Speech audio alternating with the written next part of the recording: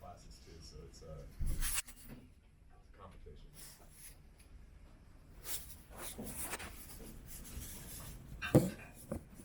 And the lens keeps going over there. No, it's me. Look at me. There you go. Camera has a mind of its own.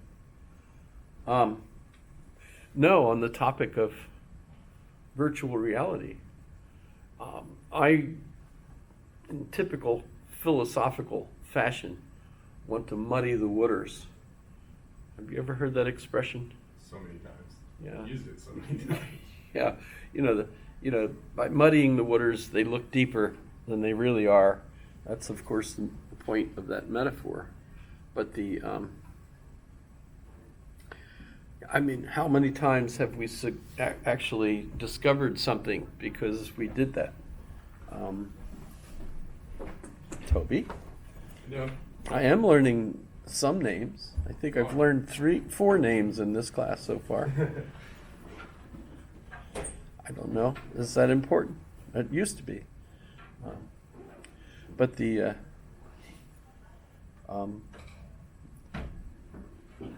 thing with virtual reality is, and maybe I'm making a serious blunder here, is I don't think of virtual reality as solely on technical media, like my golf game, on my Meta Quest, Right.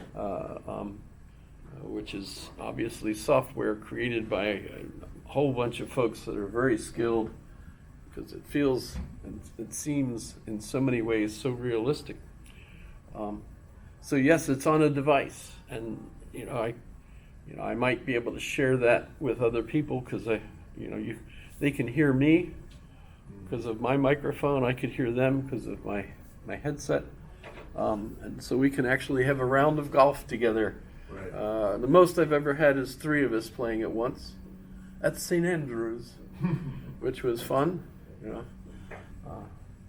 But the question here is, is all of what we want to call virtual reality, what David Chalmers, who's probably the most famous philosopher talking about this issue as far as I know. He's But definitely high on my list. But does it have to be that way? Because my sense is that our whole socially constructed reality is a virtual Exactly. reality. That's what I keep referring to as the conceptual space. That's exactly what I'm talking about. Or the noosphere. Well, I can't even think of myself as a self. Is when I'm, I think I mentioned, that you're conscious. Lots of living things are conscious. Right. Not really into rocks, thinking rocks are conscious. Right. That's As far as we can tell. there might be, certainly there's a force there. Yeah, there's Because they something. consist of quarks, and the quarks certainly have an impact on the quarks around them. Right. There's a quanta known as rock. Yeah. But nonetheless, they're not conscious, because I don't think they're aware of their status. Right. And they don't interact with reality But of their own intent. beyond just being conscious, which is significant. Think about how big the universe is and how few living things there are and how few living things are conscious. Paramecium, deciding to go left for a food source instead of to the right. I mean, that's clearly conscious. It's conscious, and it's consciously making a decision to go to the left. But when you're self-conscious, what have you actually?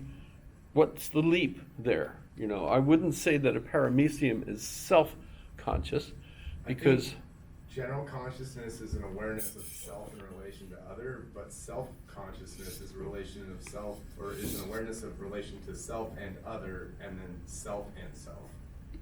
If that makes sense. Like you can compare yourself against yourself.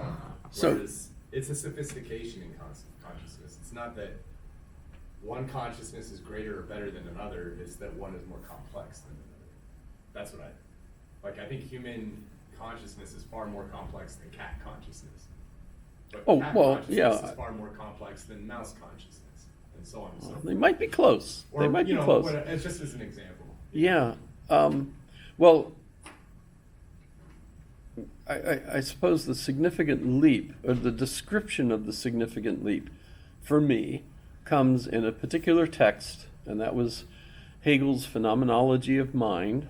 Phenomenology is the study of the phenomena, and you're talking about the phenomenology of mind, or spirit, depending. Actually, if you're interested in looking at that, it's a humongous text, considered to be one of the more complex ones, although I think if you have a good teacher, it's actually fairly simple what's going on in that text.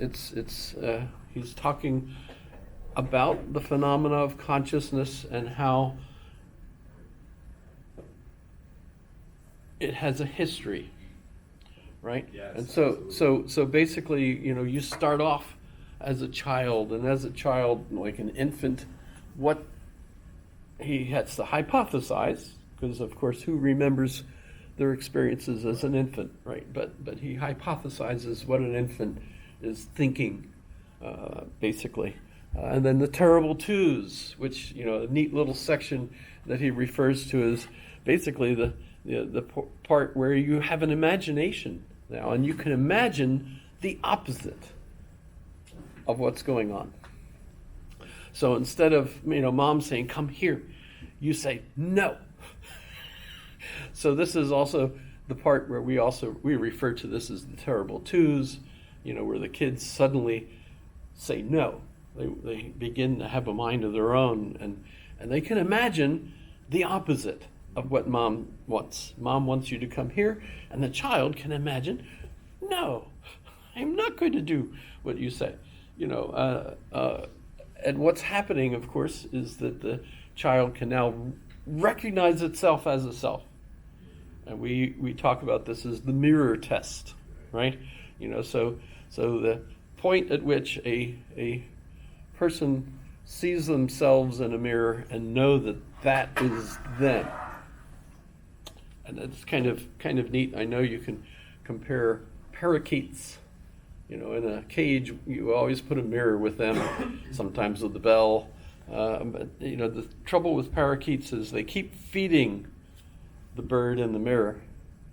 So every week you have to clean the mirror because it's a mess. Because they chew up the seeds and they go and spit it onto the mirror to give that bird something, right?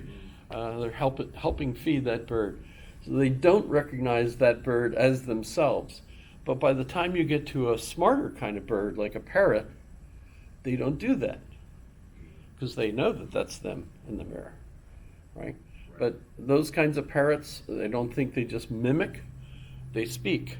I had a parrot that had about a vocabulary of 500 words, and it had a personality, and it answered us, and so on. So, that's a parrot. How big is a brain in a parrot? Not very big. Look at African ravens. They're even crazier than parrots. They can have a whole language, or they can respond in a whole language. Yeah. Well, I think the Einstein of parrots. In fact, there was one named Einstein, was an African gray, and they're kind of amazing.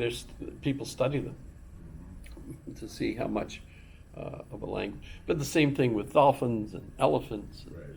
all kinds of other mammals, primates especially. Birds are really amazing. But so we can assume, I think, that that level of consciousness becomes a self-consciousness. So humans are not the only self-conscious, or not the only ones that have a self-conscious awareness.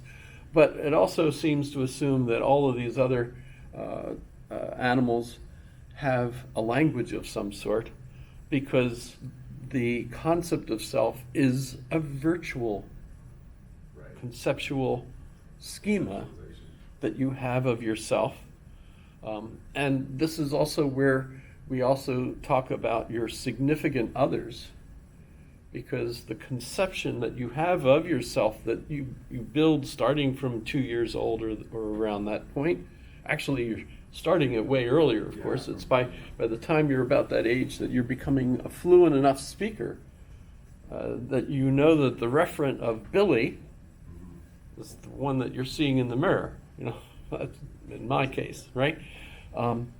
I think I told you the scariest event in first grade was when we were all sitting there. Did I tell you the story? We're all about 50 of us. This is a Philadelphia Archdiocese grammar school with nuns. And I have a nun walking around trying to figure out who we all are on the first day. And she's calling this one kid William Jamison. And nobody's answering. And we're all just sitting there looking around thinking, boy, that kid is really dumb. Doesn't even know his own name, right?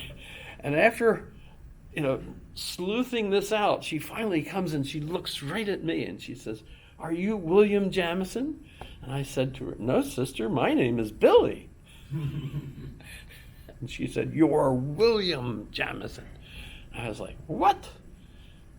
You say so. And I go home and she called me William. And my mom laughed at me and said, "You are William." What the heck? So you're building a conception of yourself that consists of all of the things that people tell you are your characteristics. From your name, that's pretty important. Although if you look at the history of names, you don't have a clear way that individuals are named in different cultures. It's different in different time periods. It's different. Arnold Schwarzenegger, means he's a charcoal maker, and Arnold is not a charcoal maker. I can guarantee you that. He's the governor of California, at least. He's the Allstate guy now. One of the examples really of why it's a shame you have to be a born natural citizen and can't become a citizen and then be president. That's a shame. I'd have voted for him in a heartbeat, if I can even say that. I'll get my accents screwed up. How do you speak Austrian English? What's that sound like? So you need to be linguistic, and language itself is virtual. We were joking earlier, where's the word? Now, of course we can put words up on the screen, and in fact we've got a particular. I should start sharing the screen for the folks.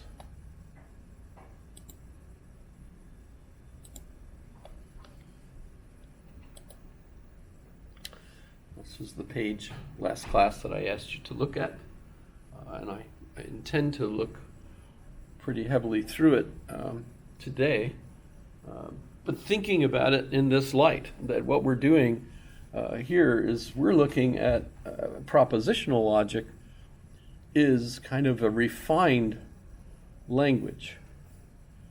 And one of the things you want to do when you're trying to learn a language is become fluent. And so we're going to go over this a little bit with the hopes that people will become a little bit more fluent in it.